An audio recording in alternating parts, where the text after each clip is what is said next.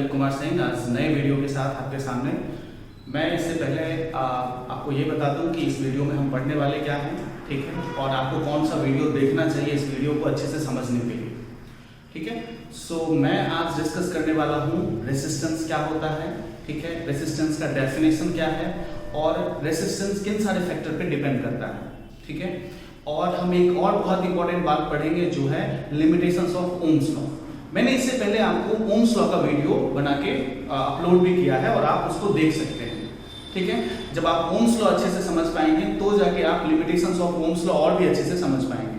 तो आइए चलिए स्टार्ट करते हैं। अपना बहुत ही इंटरेस्टिंग टॉपिक है, थ्योरेटिकल टॉपिक है, लेकिन फ्यूचर में इस चीज़ को लेके काफ़ी यूजफुल क्वेश्चंस आते हैं, तो जरूरी है कि आप इसको अच्छे से अभी से समझें, ठीक है। चलिए स्टार्ट करते हैं। क्या था हमारा पुराना टॉपिक, उसका एक ओवरव्यू और फिर हम आगे चलते हैं।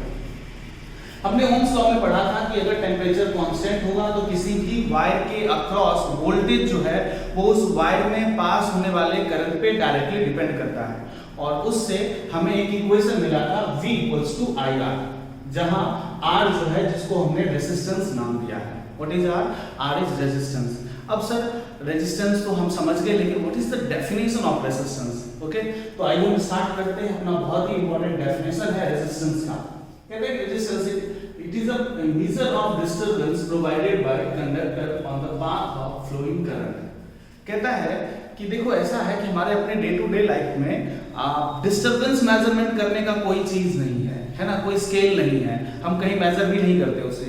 लेकिन इलेक्ट्रिसिटी में इस डिस्टरबेंस को मेजर करने का स्केल है और उसको हम बोलते हैं रेजिस्टेंस। भैया ये कैसा डिस्टरबेंस है, कहाँ मिलता है? तो कह रहे हैं कि ये डिस्टरबेंस जो है वो कंडक्टिंग वायर में अवेलेबल होता है। कौन प्रोवाइड करता है, कहाँ मिलता है ना? On the path of flowing current, जब करंट उस वायर से होके पास करता है तो उसके रास्ते में ये डिस्टरबेंस मिलता है ना। इसी डिस्टरबेंस के मेजरमेंट को, स्केल को रेजिस्टेंस बोला गया।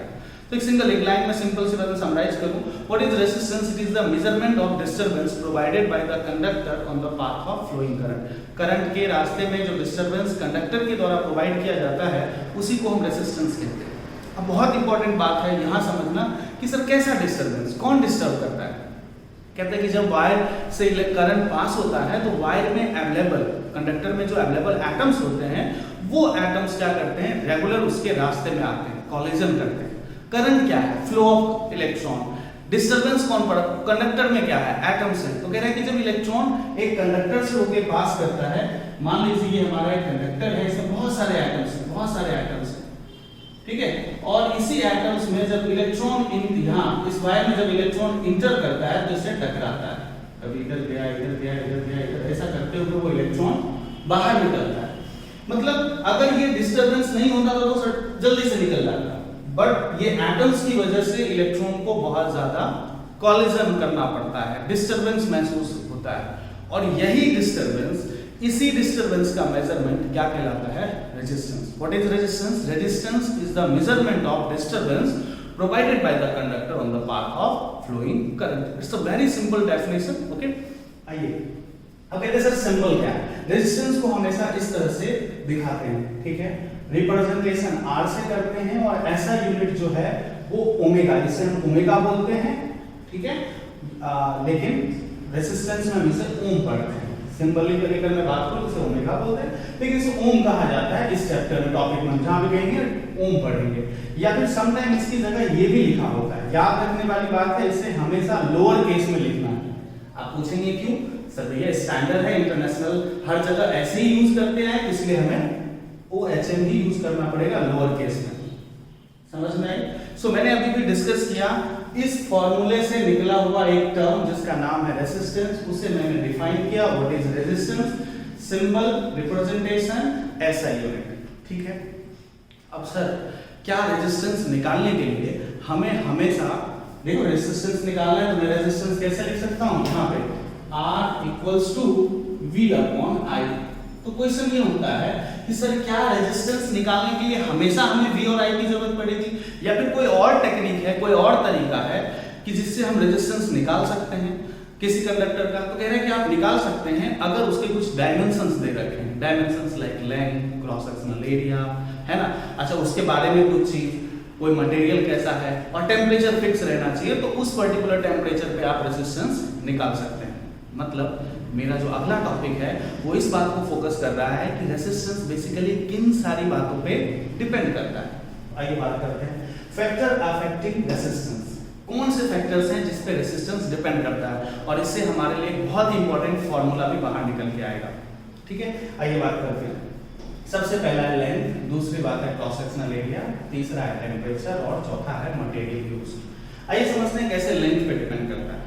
आपके दिमाग में ना सिर्फ इतनी सी बात रहनी चाहिए, रेजिस्टेंस क्या है, डिस्टरबेंस है। कौन वो डिस्टरबेंस प्रोवाइड कराता है, कौन वो डिस्टरबेंस प्रोवाइड कराता है, एटम्स कराते हैं। ठीक है, बस इतनी सी बात याद रखनी और आप सारे टॉपिक इजी से समझ जाएंगे। चलिए ध्यान से चलते हैं। मैंने कहा कि लेंथ है, मैंने क्या किया, दो वायर लिए, है ना, अलग अलग लेंथ का। ये है L, ये है L डैश। सर अपने को दिख रहा है L dash is greater than L। Okay, मैंने इन दोनों का क्रॉस सेक्शनल एरिया सेम रखा है। क्रॉस सेक्शनल एरिया ये वायर है, कट किया, ये जो एरिया अपने को दिखता है इसको बोलते हैं क्रॉस सेक्शनल एरिया। ठीक है, अब देखते हैं जरा। सर मैंने क्या किया, इसमें इलेक्ट्रॉन को इंटर कराया। जैसे इलेक्ट्रॉन इसमें इंटर करेगा, इलेक्ट्रॉन इंटर करेगा, ध्यान से सुनना, जैसे इलेक्ट्रॉन इंटर करेगा डिस्टरबेंस महसूस करेगा। भाई मैं तो अपने मन से ये पैटर्न बना रहा हूं, पता नहीं अंदर इलेक्ट्रॉन को और ज्यादा डिस्टरबेंस कैसे कर रहा होगा, बस समझाने के लिए बता रहा हूं। सो इलेक्ट्रॉन डिस्टरबेंस महसूस करते हुए इधर निकला। सर इसमें किया,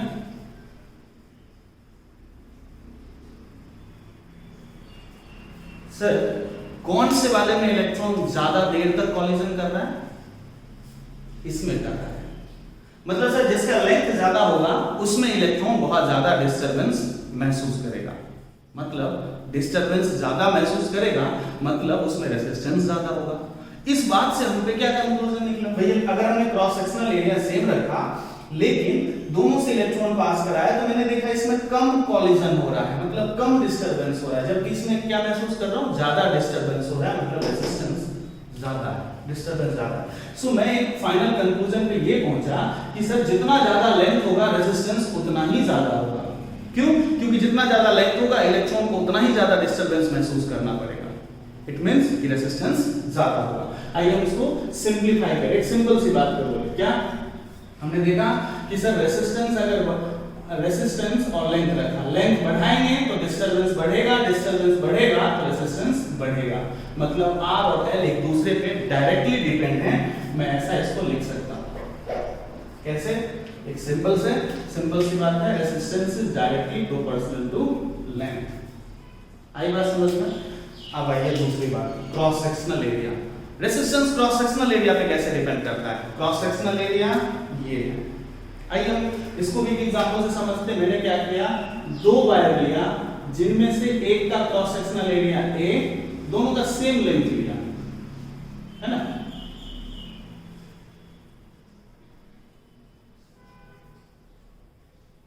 और क्रॉस सेक्शनल एरिया इसका ज्यादा है। ये वायर और ये वायर दोनों का लेंथ L सेम है, लेकिन सर इसका क्रॉस सेक्शनल एरिया जो है वो A है और दूसरे का A डैश है।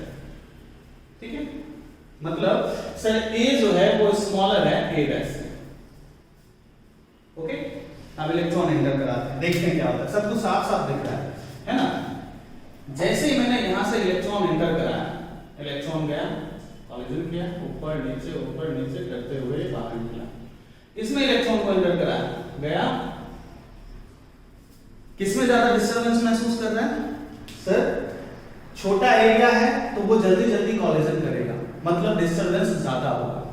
एरिया छोटा है लेकिन डिस्टरबेंस ज्यादा महसूस कर रहा है। एरिया बड़ा है लेकिन डिस्टरबेंस कम महसूस कर रहा है, उल्टा रिलेशन है।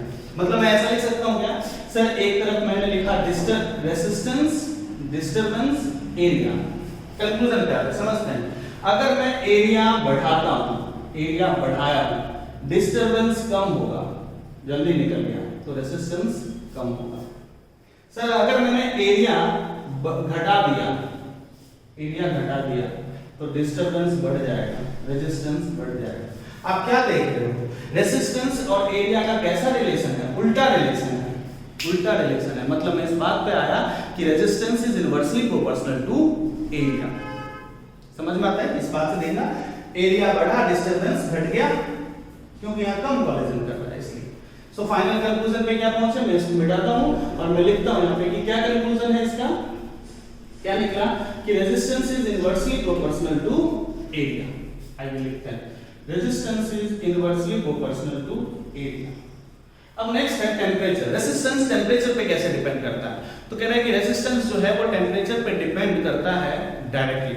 कैसे, ये चीज आप थोड़ा 9th पे चलिए। 9th में हमने स्टैंडर्ड में पढ़ा था कि जब सॉलिड से लिक्विड और लिक्विड से गैस बनता है तो इसके लिए मुझे हीट देना पड़ता है। जैसे जैसे हम हीट देते हैं उसका क्या होता है कि टेम्परेचर बढ़ता जाता है, जिसकी वजह से एटम्स दूर होते जाते हैं और उनका लेंथ बढ़ जाता है। वैसे ही कुछ टेम्परेचर के साथ भी है। जब हम टेम्परेचर बढ़ाते हैं, इसको भी एग्जांपल से समझते हैं, यहाँ पास में एटम, लेकिन जैसे ही मैंने टेम्परेचर बढ़ा दिया तो अब इसका एटम्स जो होंगे वो क्या हो जाएंगे, थोड़े दूर हो जाएंगे। ये जो लेंथ बढ़ा, लेंथ बढ़ गया है ना टेम्परेचर बढ़ने की वजह से। ये पहले नॉर्मल लेंथ था L, लेकिन टेम्परेचर बढ़ने की वजह से, मान लो कि पहले T0 था, लेकिन अब टेम्परेचर जो है वो T हो गया, ये लेंथ क्या हो गया है, L डैश हो गया। मतलब sir L dash is greater than L, मतलब टेम्परेचर कहीं ना कहीं लेंथ से जुड़ा हुआ है। मतलब क्या है सर, समझते हैं इसको समझते हैं। क्या बोला गया इसने सर, इसका मतलब है कि सर टेम्परेचर बढ़ेगा तो डिस्टर्बेंस बढ़ेगा, लेंथ बढ़ जाएगा, और अगर लेंथ बढ़ेगा तो रेजिस्टेंस क्या होगा, खुद ब खुद बढ़ जाएगा। मतलब टेम्परेचर पे रेजिस्टेंस कैसा डिपेंड करता है, रेजिस्टेंस कैसा है, डायरेक्टली डिपेंड है किस पे, टेम्परेचर पे।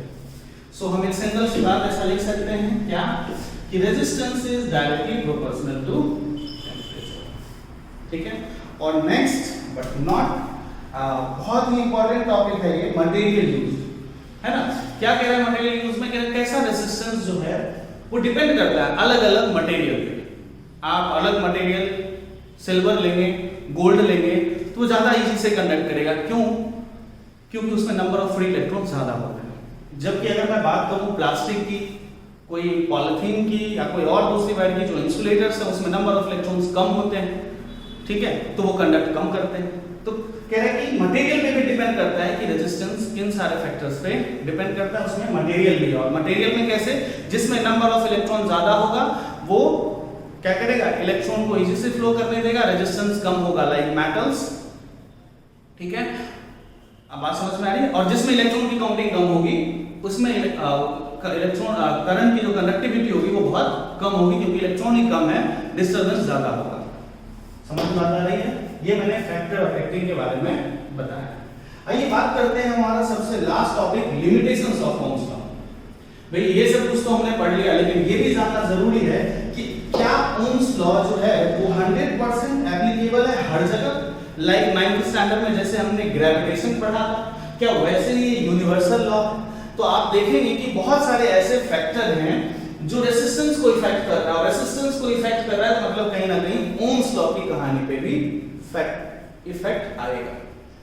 ठीक है, सो हम एक सिंपल से कंक्लूजन पे पहुंचते हैं, अपने पुराने सारे ऑब्जर्वेशंस के बेसिस पे इस बात पे आते हैं कि ओम्स लॉ जो है वो सिर्फ फिक्स टेम्परेचर पे ही एप्लीकेबल है, क्योंकि फिक्स टेम्परेचर पे ही रेजिस्टेंस फिक्स रहेगा, और रेजिस्टेंस फिक्स रहेगा तभी ओम्स लॉ की कहानी बराबर होगी, V = IR आएगा, क्योंकि मुझे रेजिस्टेंस को कांस्टेंट बोलना है ना। टेम्परेचर अगर वेरी हुआ तो रेजिस्टेंस वेरी हो जाएगा, और रेजिस्टेंस वेरी हो गया तो मतलब हमने तो इसको कांस्टेंट माना था, ये तो कांस्टेंट है, प्रोपोर्शनैलिटी कांस्टेंट। अगर यही वेरी कर दिया तो ओम्स लॉ की कहानी नहीं। समझ में आ रही बात। नेक्स्ट है एप्लीकेबल फॉर द कंडक्टर। कह रहे कि ये सिर्फ और सिर्फ कंडक्टर के लिए ही एप्लीकेबल है। आप कहेंगे क्या दुनिया में और भी ऐसे मटेरियल हैं जो इलेक्ट्रिसिटी कंडक्ट करते हैं? नो डाउट है ना। इंसुलेटर को छोड़ के एक मटेरियल है जिसका नाम है सेमीकंडक्टर, इसके बारे में हम हायर क्लासेस में पढ़ेंगे, तो आप वहां इसी को भी फिलहाल जनरल नॉलेज के लिए यहाँ यूज कर सकते हैं कि ये सिर्फ कंडक्टर के लिए एप्लीकेबल है, सेमीकंडक्टर के लिए नहीं है। वहां ओम्स लॉ की कहानी अलग हो जाती है, क्योंकि उसमें कंडक्टिविटी जो है वो इलेक्ट्रॉन और दूसरे फैक्टर पे भी डिपेंड करता है। फिलहाल मैं उसको यूज नहीं करना चाहता, आप अभी अपनी जनरल नॉलेज बढ़ाने के पर्पस से इसे यूज कर सकते हैं। ठीक है। एप्लीकेबल ऑन लो वोल्टेज, कह रहे कि ये बहुत लो वोल्टेज पे एप्लीकेबल है। क्यों?